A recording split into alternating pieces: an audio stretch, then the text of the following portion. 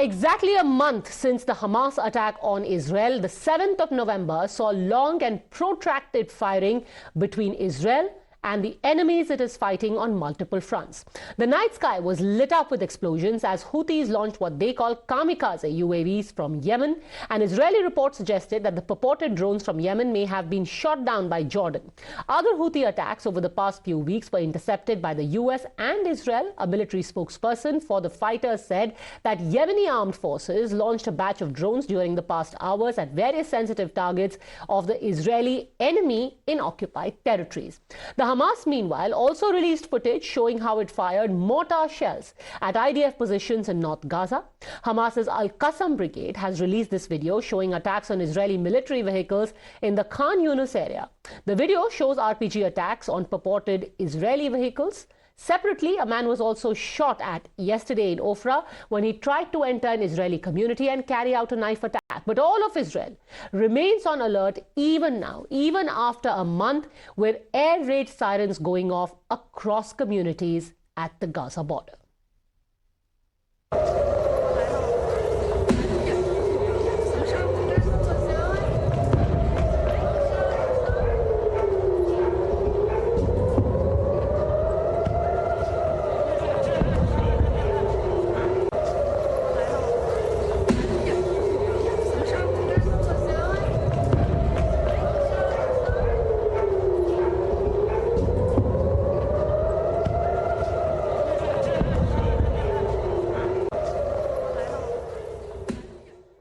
In the last 30 days, over 10,000 rockets have been shot into Israel, an average of 333 rockets every single day. The same country that is being called an aggressor. In just the last 24 hours, over 20 Israeli cities were targeted by the terror groups. Tel Aviv, Petah, Tikva were among the cities attacked by these airstrikes. As the Israeli forces fend off such lone wolf attacks and military offensives, both from the north and the south, their main focus, though, still remains on Gaza City. After a month, today they said that they have finally entered the main city that is a stronghold of the Hamas. הפעולות שלנו פוגעות בליבת יכולות חמאס.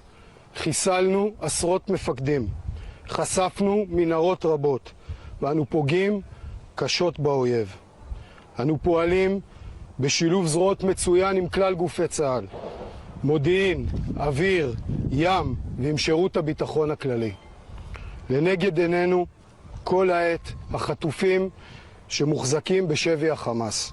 השבתם היא מצפן עבורנו. לראשונה בעשרות השנים האחרונות צה"ל נלחם בלב ליבה של העיר עזה, בלב ליבת הטרור. זו מלחמה מורכבת וקשה, ולצערי יש בה גם מחירים. Hamas opened a vicious terror attack. The Hamas terrorists committed crimes against humanity. Many families have fallen apart and have lost the thing dearest to them. We have lost children, brothers, sisters, parents. 240 hostages were taken away from their homes and families. We do not forget what has happened, and we're going to continue to remind to the world that terrible massacre which had occurred. We're going to continue and remind the world that it is Hamas which is responsible for that. Hamas which is worse than ISIS, from the greatest depths of pain. The power of the Air Force, the Navy, the quality intel of the Intel Directorate and the ISA, along with the ground forces that are now in a ground maneuver in the depth of the city of Gaza, are exerting tremendous pressure on Hamas, all of them together. So far, throughout this month, we have attacked over 14,000 terror targets. We have killed many Hamas terrorists, including commanders at all levels. We have destroyed over 100 piers of terrorist tunnels and many means of warfare, warehouses, many of them within mosques, kindergarten, and residential homes. And this indicates the cynical way Hamas is using its civilians. In its counteraction, the IDF has carried out furious attacks on Hezbollah warehouses. IDF warplanes took out an Amaleh warehouse, launch positions and other infrastructure in response to firing from Lebanese territory. In Gaza, several strongholds of Hamas have been captured, tunnels busted, weapon factory blown up. Over 55 of their commanders so far have been killed by the IDF so far.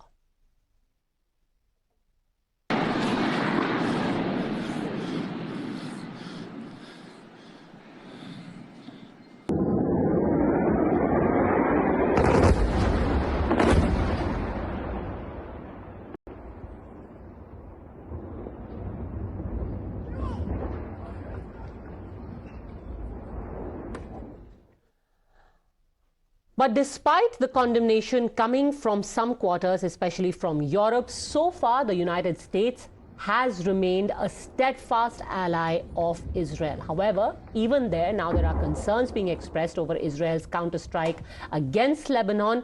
Here is what the various world leaders said 1 month on. I came to Lebanon today because the United States cares deeply about Lebanon, especially during these difficult times. We extend our deepest condolences to the civilian lives lost in Lebanon.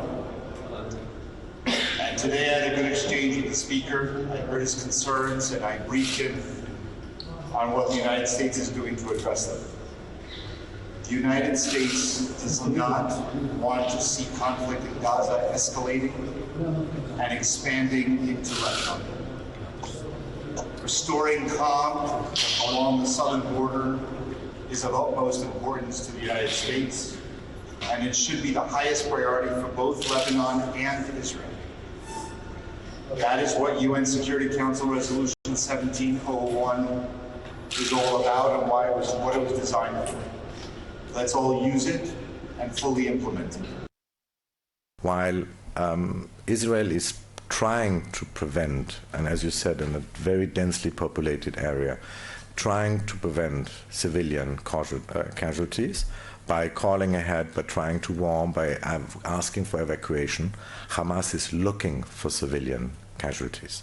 They're trying to create horrible pictures. They're trying to create humanitarian crisis. As long as this hostage taking takes place and it's continuing, it's very difficult to see any kind of de-escalation. I believe the first step would be to release each and every hostage, and I believe that would be the best and most clearly visible sign to a de-escalation. What has changed in the last 31 days? What's going to happen next?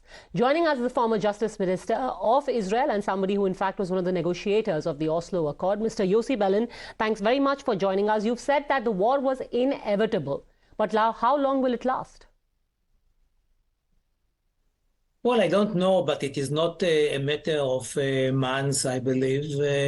Israel is already, the Israeli Defense Forces are already in the midst of the Gaza City, and their aim is to assure that the Hamas leadership will not continue and lead Gaza in the future, so that it could be replaced by other Arab forces or Palestinian forces, namely the PLO or Arab states, and Israel will withdraw. It is said that in the meantime, people are killed on both sides. There are those who are innocent and they are paying the price for the craziness of Hamas and its massacre of October the 7th. But the good news is that hopefully that they will not prevail as a government and others will replace them. What do you make of the current Israeli offensive? Is it disproportionate punishment, or is that also inevitable, the collateral damage that is happening? You know, speaking about balanced, the atrocity which were made on October the 7th are unbelievable. It never happened to Israel. It's something that we could not be expected, that human beings will do such cruel things to other human beings. And so we are not standing there and weighing. I mean, Israel is not trying to kill the same number of people, innocent people who were killed on our side. And by the way, when you speak about these numbers on the side of Gaza, many of them, I don't know whether most of them are kind of soldiers of Hamas that we are targeting. It's not innocent people who died, kind of collateral damage. So yes, it is some of those who were killed many of those who were killed on the Israeli side are totally innocent people. And this is the price for a war. But in that case, I must say, unlike previous wars, that I can say that we should not continue and finish the job. Because if Hamas remains after this war in power, it's bad news for the Palestinian inhabitants in Gaza, for Israel, and for the world. It's ISIS, and we should not have ISIS amongst us. Fair enough, that's a fair expectation to have, but can there be a conditional ceasefire? Israel has said this is like, it's going to be tantamount to surrendering to terror. Do you agree with that stand? I think that humanitarian corridors or ceasefires, short ceasefires, are needed. You cannot prevent it. And I think that what is happening today is that the Palestinians in South Gaza do get their vital needs. But if you are speaking about a longer ceasefire, in most of the cases, it is conducive to the end of the war. And in the current sense, speaking about the end of the war is premature. It is a prize for Hamas. And I do not suggest to do that. Believe me, it's very difficult for me to say it. I never said such things. But in the current situation, to allow Hamas to remain as the leadership of Gaza is a crime. Is a crime. They should not be there. And we should do whatever we can, of course, in the context of the international law and our norms, in order to oust them from Gaza.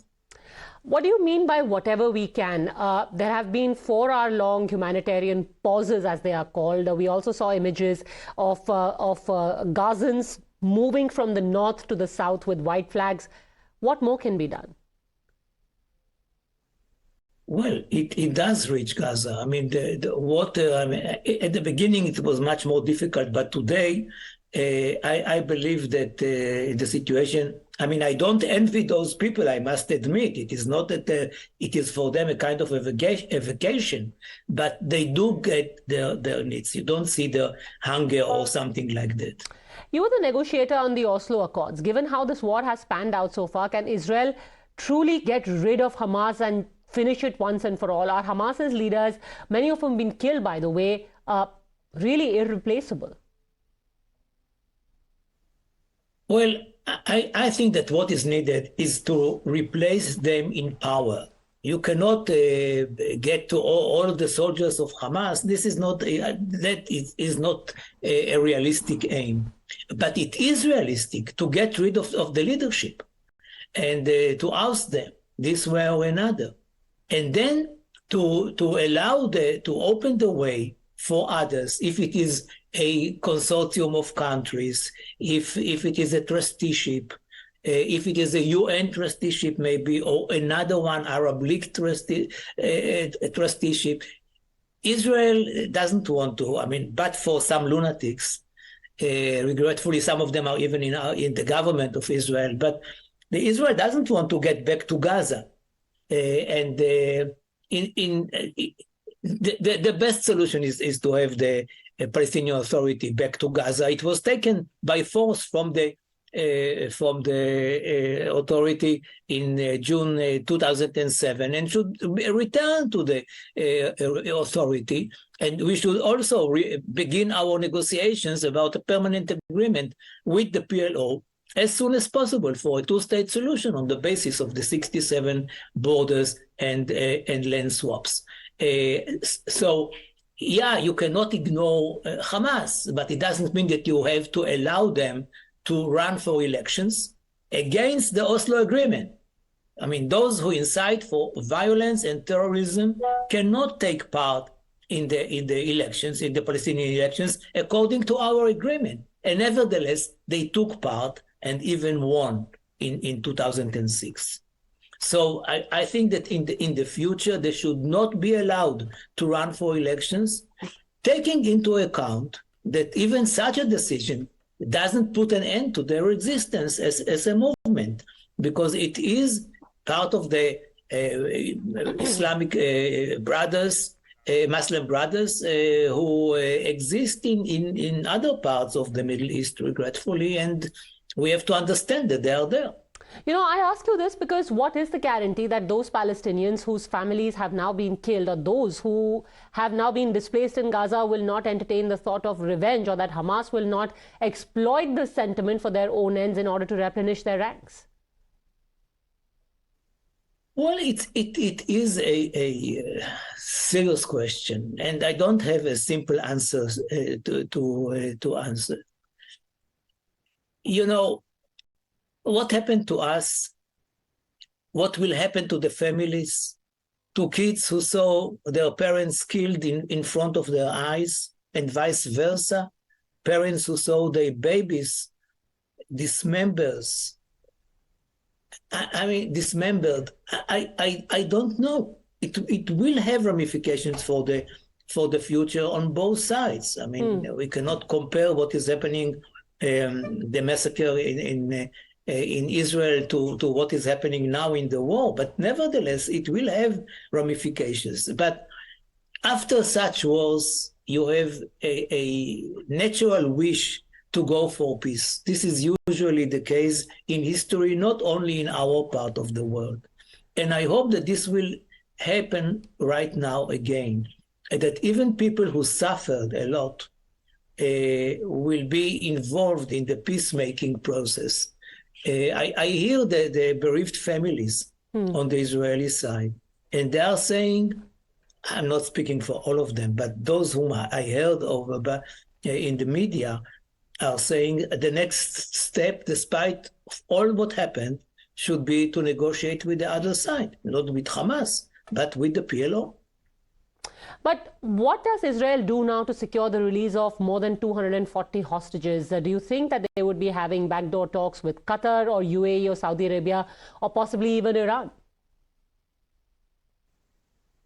Well, Israel will do whatever needed in order to release all the 240 hostages, really including babies who are 4 months old. I mean, why should anybody kidnap babies? I mean, what do they want? What are they doing by kidnapping them? God knows. But this is the situation. It never happened to us. And we will do whatever possible. I mean, I'm saying we as Israel, but I presume that the government will do whatever needed in order to release them this way or another through all the channels which are open for that.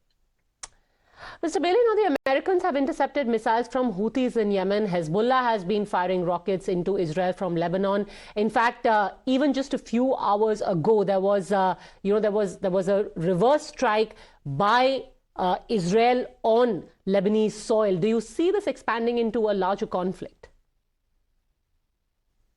I hope not. I really hope not.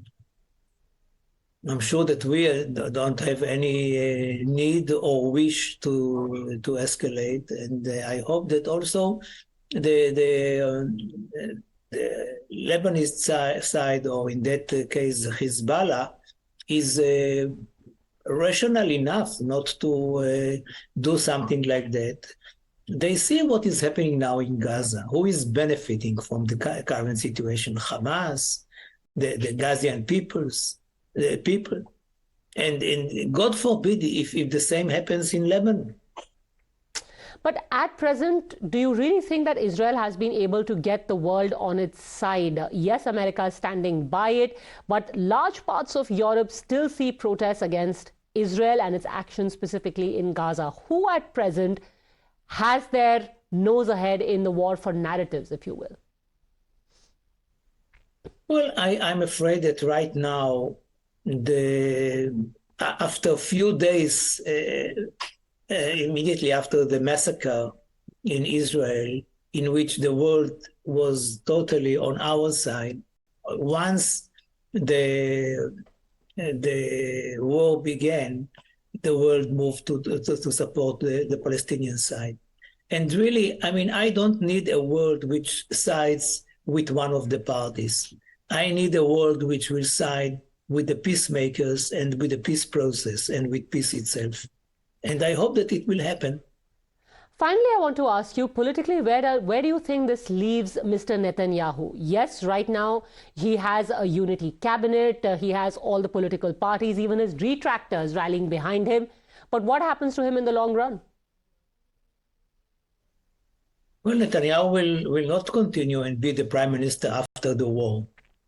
Maybe he himself doesn't know it, but I can tell you there is no way in which the Israeli public opinion and the Knesset will allow him to remain. It is really impossible.